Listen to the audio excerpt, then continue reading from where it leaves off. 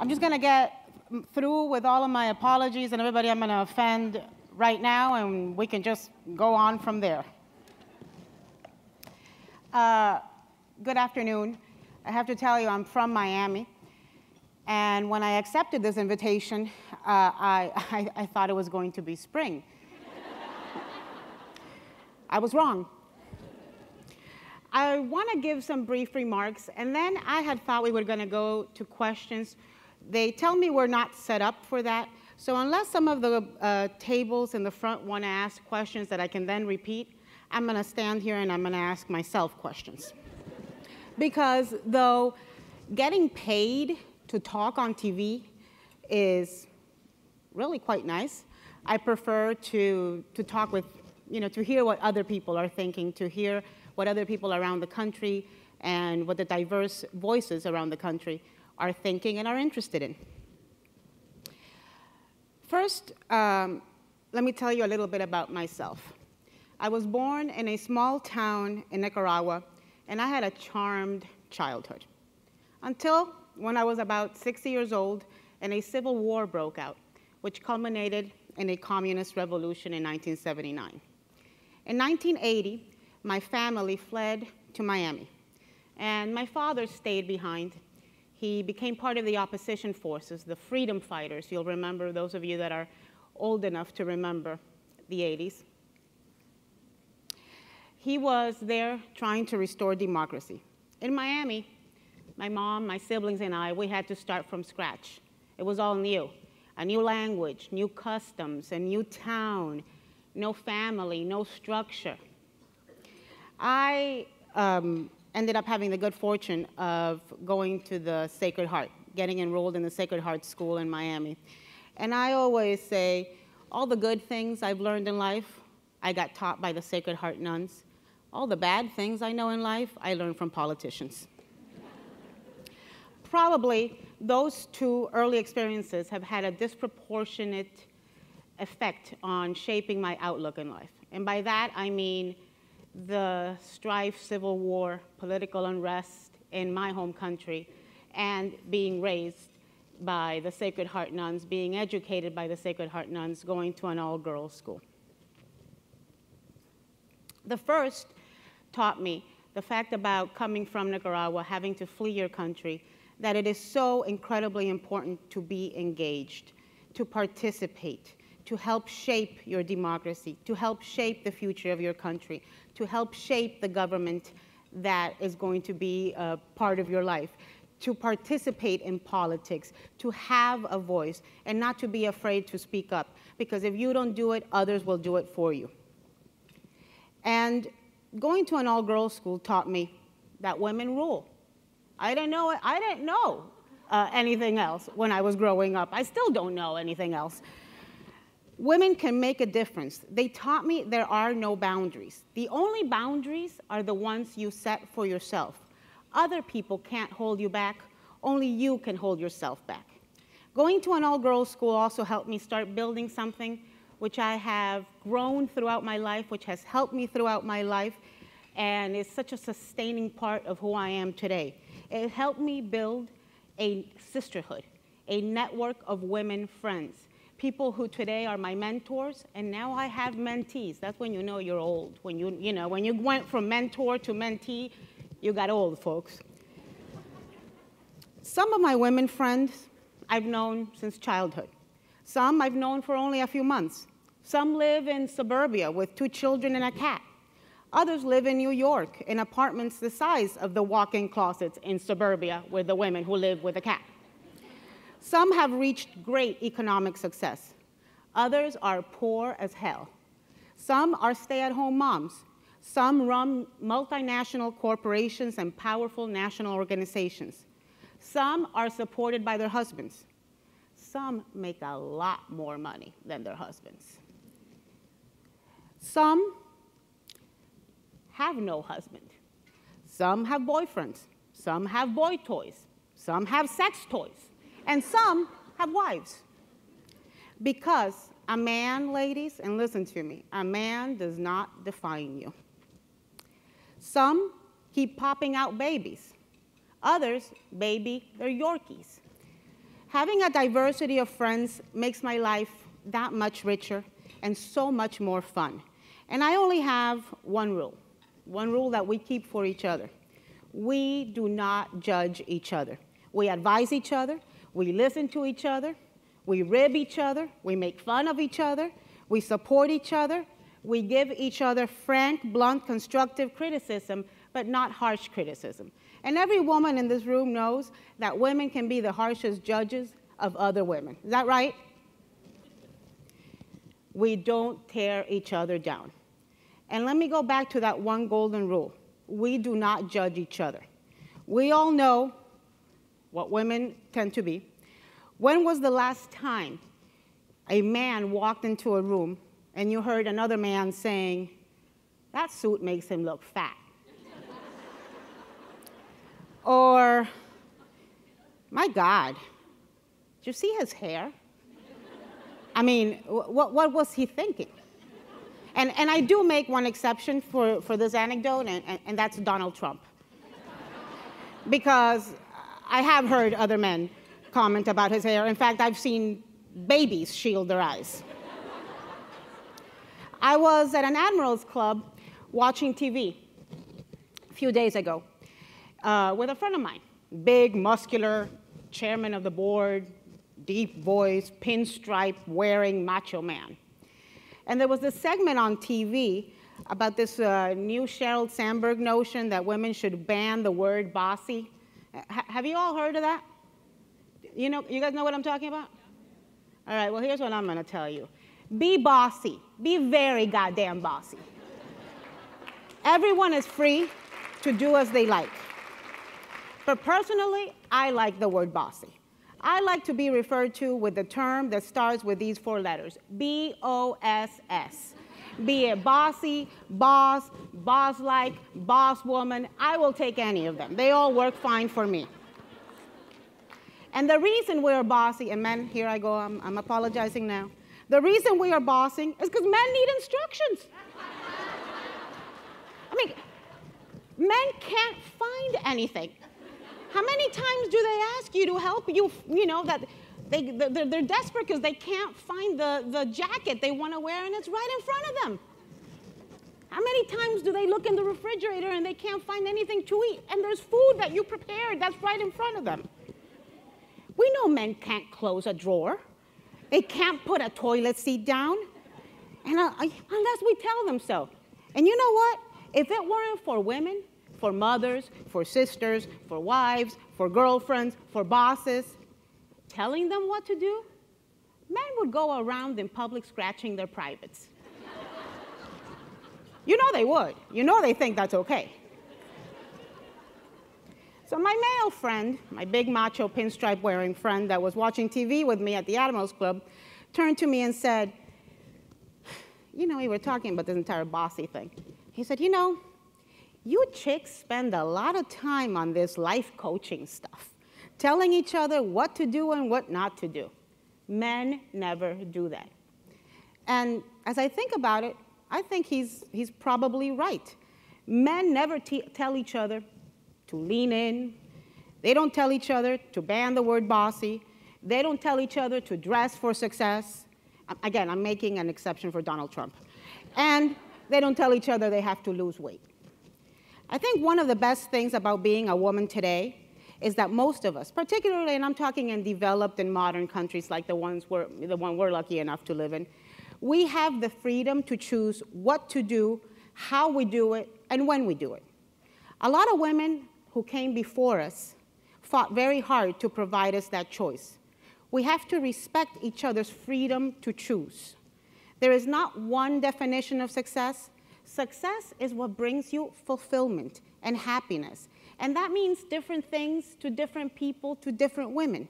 It means different priorities. It means different paths. It means doing it at different times in our lives. Some people want to have babies at 20. Some people want to adopt a baby at 60. Like a 19-year-old pool boy. You all are bad. You're just pretending to be good, but you all are bad. So ladies, exercise your freedom to choose. Figure out what your definition of success is, what your definition of fulfillment is, and be like a tennis shoe. Just do it. So either you ask me questions or I ask me questions. What are we doing? Anybody around the front want to ask questions that I'll repeat on the mic? And I can't see, by the way, with these lights, so. All right, I'll start. Come on, man, you're looking so angry there, cross-armed and all that. And you know you'd be scratching yourself in public if allowed.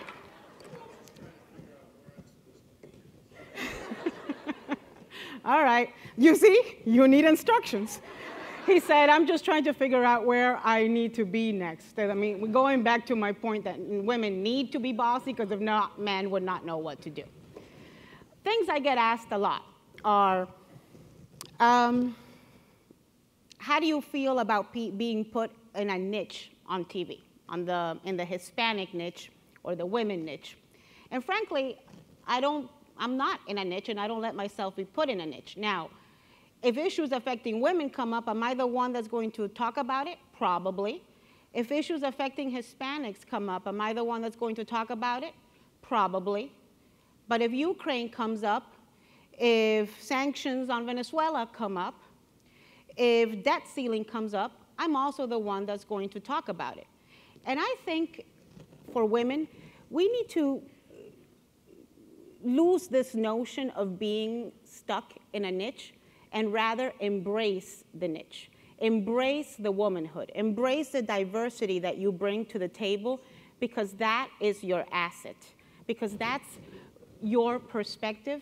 And frankly, if you don't talk about it, if I'm not talking about Hispanic issues on TV, who will? Some white man? God help us. So I think, on diversity, you embrace it. I get asked a lot if I have ever felt discriminated against. And I'm sure I have been discriminated against, right? I'm a woman, I'm an immigrant, I'm Hispanic, I have an accent. I gotta tell you, I didn't know I had an accent until I went on TV, because everybody in Miami talks like me.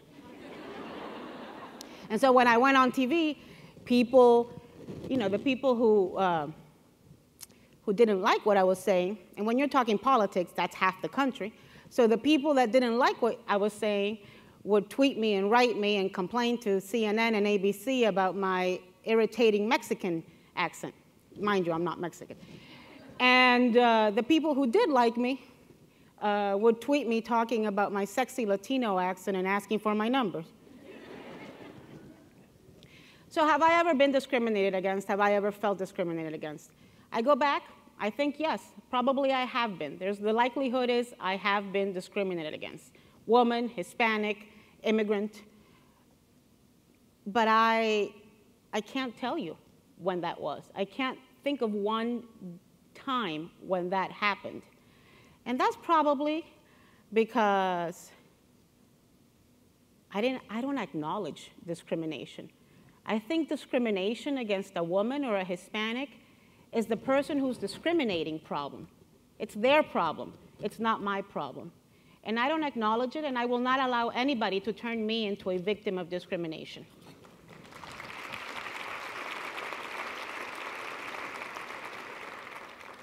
Let's see, what other questions do I get asked a lot? Are we ready for a woman president? Yeah, I think so. The right woman president. I don't think women are going to vote blindly for a candidate just because they are a woman. But I think if she's the better candidate, women will be glad to support the candidate, and that there can be a candidate who's a woman who is the better candidate. I think Hillary Clinton has already, and I'm a Republican, but I think Hillary Clinton, I'm not sure if she's going to run. I think she's got to decide pretty quick. But I think she's already made history, because I don't think there's anybody, regardless of your political affiliation, who doubts that Hillary Clinton can be the nominee, that Hillary Clinton can run a very effective presidential campaign, and Hillary Clinton can be elected president. And if you think about it, that's the first time in our history that that has happened, that we know that there's a woman out there who can be president and might be president. To me, that's already historical. I'm not going to vote for her, but it's historical. Well, wait, I'm not going to vote for her depending on, who's on the Republican side, but I'm hoping for a Bush-Clinton, sequel, but just, I like sequels. I like trilogies, like Twilight and Hunger Games. All right, ask me stuff, because I'm running out of things to ask myself. Yeah? You mentioned that you're a Republican, and it's great that you came to Massachusetts, which is sort of a blue state.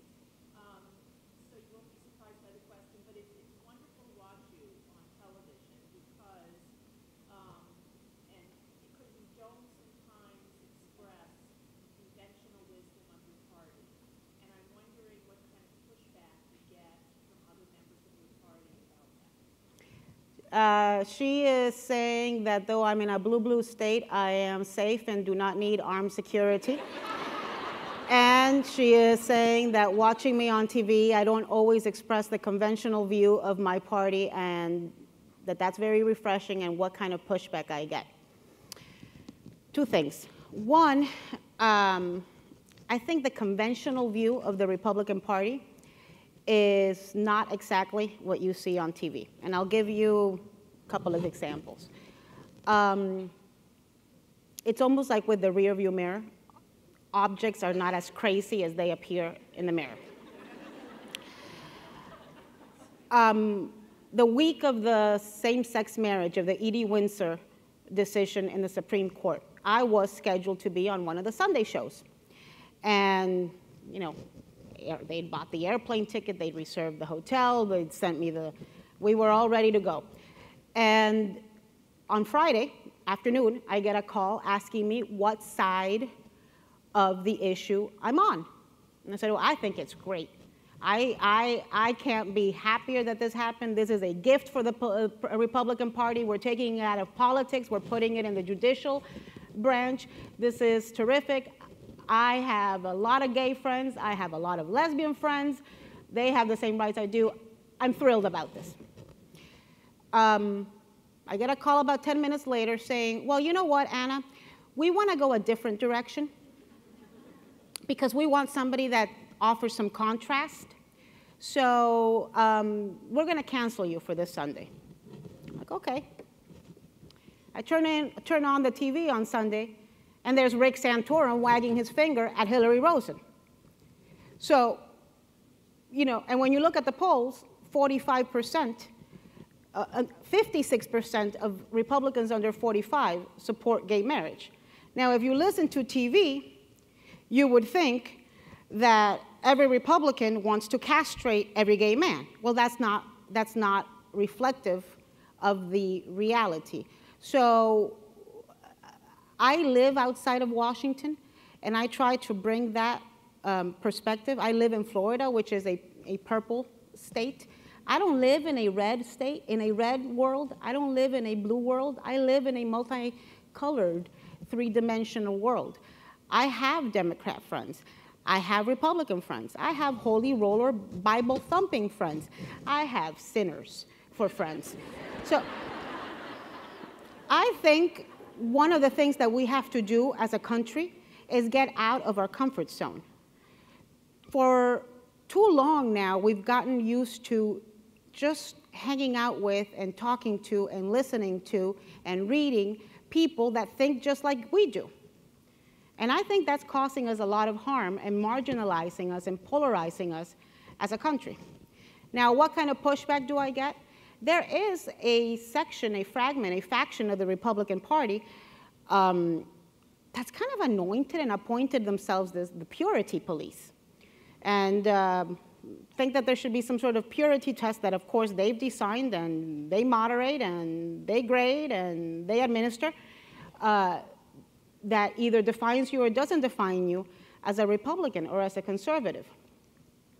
So a lot of times I'll get mean tweets and calling me rhino. And usually I write back and say, yeah, I'm a rhino. It stands for Republicans who are inclusive, not obstructionist. So that's the way I see it. What I do know is that I feel quite comfortable in the Republican Party, which is crazy, I know, as a Hispanic woman, fairly young, and who still has some, I think, eggs that might be able to produce children. I hope. But that's just the way I feel about it. I'm not going to let anybody, and it goes back to what I was saying when I was speaking, I'm not going to let anybody define things for me, much less define me. And I just came from, I was just at CPAC. I don't know if you know what that is. It's called, some people call it the Crazy People Action Committee, but it's the Conservative Political Action Committee. And it was like, like being in the movie Sybil. It was, it was like you were hearing all these voices inside your head, because the truth is there is not one definition or voice to the Conservative Party right now. There's people who are foreign policy hawks. There's people who are foreign policy doves. There's people who want to outlaw gay marriage. There's people who don't want us to be involved in social issues. Just shut up. If you're going to say we're going to keep the government out of it, then let's keep the government out of it. Don't be selective on social issues. And so, I think there's a lot more diversity to the Republican Party than meets the eye. Mind you, I think there's a lot more diversity to the Democrat Party, but right now there's a precedent and he has the bully pulpit. But you just wait. If there is no Democrat, you guys are, Democrats in blue states are going to be talking in a lot of voices too. Anybody else? Okay, you there, man. Ask a question in front of all these women. I feel so bad. I shouldn't be picking on like the man in the.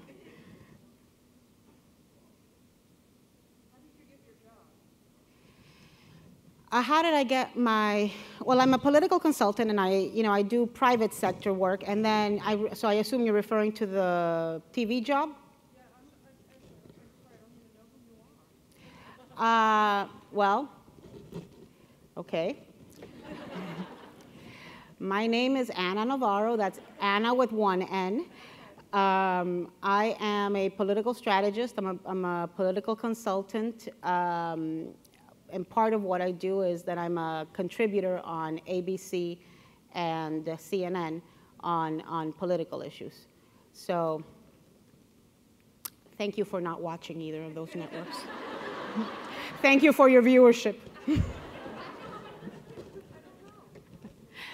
How did I get the TV job? I guess I could, say, I was on John McCain's campaign. I was his national Hispanic chair. That went well.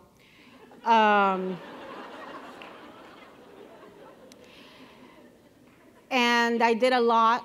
And I've been in a lot of campaigns and very politically active for many years, and done a lot of surrogacy work and been a surrogate on TV and spoken on TV. And then I realized I was doing more and more speaking on TV, and it was taking a lot of time and a lot of prep work, and they better start paying for it. That's the other thing, ladies. Don't give it up for free. If you can get paid, do. There is no shame in getting paid. And I'm not talking about sex. Don't go there. So, I said, look, here's the number of times you've had me on this month. I'm not doing this for free anymore. So if you want me on, you've got to pay. And I think it helped that I'm Hispanic Republican. There's not that many of us. I think it helped that I'm from Florida, which is a crazy state, right? Half the time we can't, it takes us 3 weeks to count an election result. I think it helps that I'm friends with Jeb Bush and Marco Rubio, and they're hot commodities. So I think you take a look at what you have in your purse, bring it out and you see what you can make work. And it's been terrific because it's been very intellectually stimulating. It was terrific because it kept me on TV during the last presidential election as opposed to working on one of the campaigns, which was good because I didn't like anybody running. And I'm in Massachusetts, so maybe I shouldn't say that. God, I hope Beth Myers is not in the room.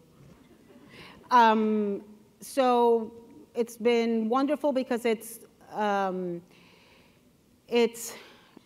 opened up friendships for me with people who think and who grew up very differently from me, people like Donna Brazil, people like James Carville. I mean, when I could actually understand what was coming out of James Carville's mouth, I knew that I had fully assimilated as an American. So I think it's opened many doors. That's probably why I'm here talking to you today. So it'd be nice if you tuned in every now and then. I'm just saying, you know.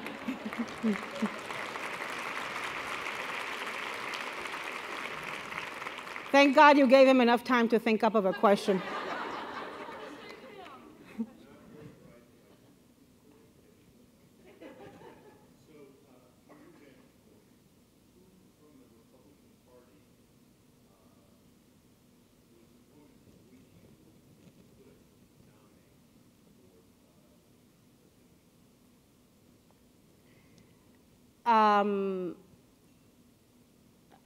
I have one favorite. It's not a woman. It's Jeb Bush. But he knows women. He's married to a woman. He's the father of a woman. He's the son of a very talkative woman. I think there are some really cool women that are in the Republican Party and that are assuming higher leadership positions. I think Kelly Ayotte from next door is absolutely terrific. I think she takes on the big boys and a lot of times scares them off when they're trying to shut her up. She does what her conscience tells her to do. She's a studious senator, thoughtful. I think Susana Martinez, the governor of New Mexico, is terrific, not very well known. She really spends most of her time in that state. She's going to get reelected in a purple state with very high numbers. I think Susan Murkowski, who was, Lisa Murkowski, who was a Republican senator, and then you know, there was a guy named Joe Miller who beat her in the Republican primaries. He was in Alaska. He was supported by Sarah Palin, and then you know what Ms. Lisa did? She came back as an independent and she beat the hell out of him. I think she's terrific. So I think there's a lot of terrific women. I do think that as Republicans, we need to appeal to more women. We need to elect more women. We need to have more women be chiefs of staff and political consultants and campaign managers. And those women that we have to put out front more and have them talk. There is no reason why it should be some old man talking to me about reproductive rights when there's Republican women who could do it. I will have, even if I don't agree with what they say, I will have much less of a visceral reaction, and if I'm hearing it from a woman, than if I am from a man. And we have those women, and I think we have got to give them much more, put them much more on the spotlight. I think as Republican women, we have got to do a better job at embracing the woman thing. Republican women, we tend to bristle at the idea of being put in the woman silo. We want to play with the big boys. I don't think Democrat women have that same issue. I see them wholly embracing the woman thing, and it's worked well for them politically. So I think women have got to get more comfortable with saying, I am woman and hear me roar. Not necessarily wanting to play with the good old boys, though some of you are fun to play with. Anybody else? Yeah. Hi, you talk a lot about being a trailblazer, and you talked earlier about mentor-mentee relationships. Can you share a little bit about a person, male or female, that maybe helped you steer your career, your life to where you are now, or influence that? I don't think there's been one person. I think there's been many people, some who I probably don't even know, in the sense that I think there's many people who have opened up the way for me and for us. The mentee thing, I became much more acutely aware of last year. I did a semester at Harvard at the Institute of Politics, and I had a lot of women students coming up to me, and they all wanted to know the path for having a political career, or the path for getting on TV, or the path for, and it struck me that that this generation, or at least, you know, the very high achievers that go to Harvard, they want a path. They want to know that they start from this point, and then they go do this, they study this, and they go do this internship, and they work here, and you know that path is going to lead them to ultimately what they want to do. To tell you the truth, I don't think I knew 10 years ago what I wanted to do today. I'm not sure I know today what I want to do tomorrow. I think spontaneity and is highly underrated in today's society. And I think what we have to do, and women are very good at this, because you know we have this perception, and we just are more acutely aware of things around us. I think what we have to do, or what I like to do with myself, and again, I go back to saying everybody's choose to do whatever, you know, is free to choose whatever they want, is to be very aware of the opportunities that come up. So see the opportunities and seize those opportunities. Sometimes it's, you know, a door cracks open and you have to give it a little push. Sometimes you got to give it a big, hard kick. And I think that's what I've done. I've never had a career path. I went to law school. I mean, I graduated from the Sacred Heart. I studied political science. I went to law school. And then circumstances of life led me to do more legislative work and more political work than actual legal work, which was good because it was a lot more fun at that point for me than my much smarter law school classmates were having as first-year associates in law firms. So I think I mean, that's what I tell young women when I, look, some of them need to have a path. And that's fine too, because they'll probably get to the same place, maybe it'll take less time than it takes those of us, but I like to think that I'm going to have more fun along the way. Anybody else? Okay. Would you ever run for public office? Oh, hell no. Oh, hell no. I think it is one of the most god-awful things a human being can do to themselves. I am grateful that there are people that are willing to part with their privacy to make mediocre money, work on some of the darndest issues, spend an enormous amount of your life begging other people for money, have to pretend you like other people, that maybe you don't, have to climb up the political ladder in the sense that, you have to, in order to have any relevance in Congress, you have to be there for a while, and so the short answer is hell no. I mean, oh God, no. No. You think with this mouth I could ever get through a political election? I'd be in jail. Anybody else? Okay, I can't see, so if there's anybody else, get up. And if get up now, speak now, or forever hold your peace. Anyways, I think, oh, there you are.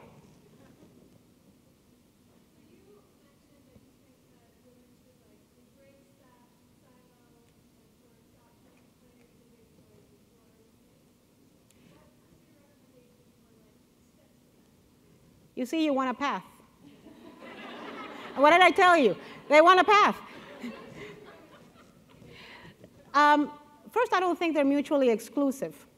Embracing the woman thing, for lack of a better, more articulate way to say it, I don't think playing with the boys and embracing the woman thing are mutually exclusive things. They were at one point. You know, they were. If you wanted to be playing with the boys in politics or in the corporate world or whatever, you had to act like one. You remember when we had to wear shoulder pads? You guys remember those power suits?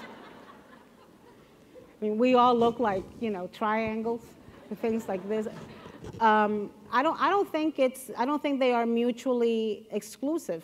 I think you can happily do both and do it successfully and have fun at it.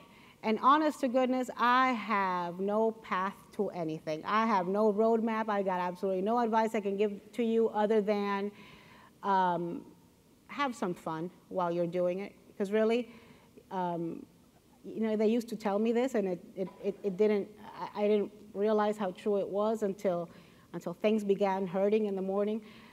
You're only young ones.